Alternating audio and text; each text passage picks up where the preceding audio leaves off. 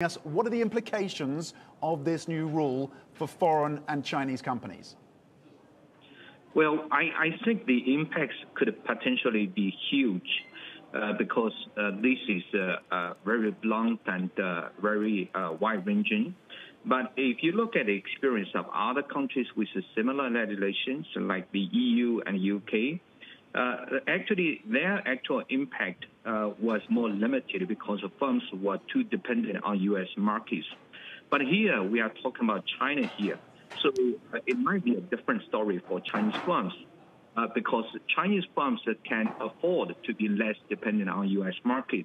So I think it all depends on how wide or narrow the Chinese authorities want to use this tool in the future.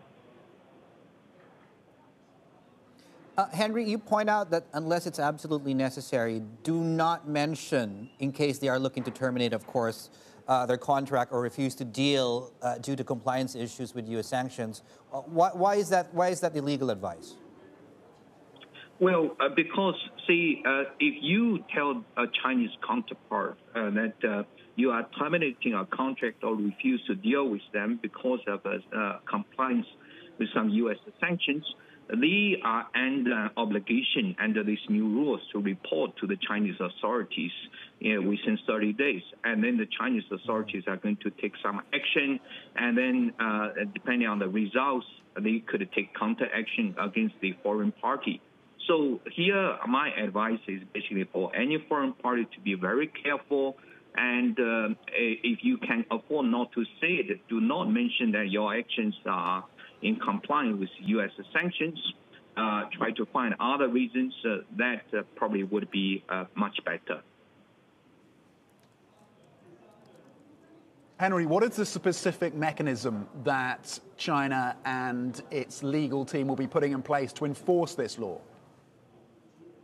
Well, the law actually allows Chinese firms, first of all, to petition the Chinese authorities, and then the Chinese authorities would do an investigation to determine if the foreign measures are unjustified. If they are designated as unjustified, then the Chinese authorities will tell the Chinese firms not to comply with whatever foreign measure, and they would even allow Chinese firms to sue in Chinese courts for damages against foreign entities which refuse to transact with Chinese firms.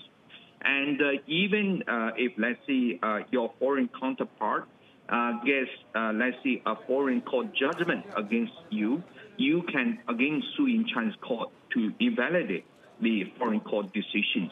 So this is very powerful. Henry, does this affect Hong Kong? I mean, how does it affect Hong Kong, if any? I mean, one country, two systems, yes, but we've seen tangible examples of a fallout here in the city. Well, the application to Hong Kong is a very interesting question. On the one hand, as you mentioned, because of one country, two systems, this formally should not be applied to Hong Kong because this is a regulation by a central government ministry, and it does not apply to Hong Kong as a special administration region. But on the other hand, if you look at the law carefully, it basically says if the foreign laws prohibit Chinese parties from dealing with a third country or third regions, and this third region could refer to Hong Kong. So let's say a Chinese bank in compliance with U.S. sanctions is prohibited from dealing with some Hong Kong individuals or entities. This could be covered.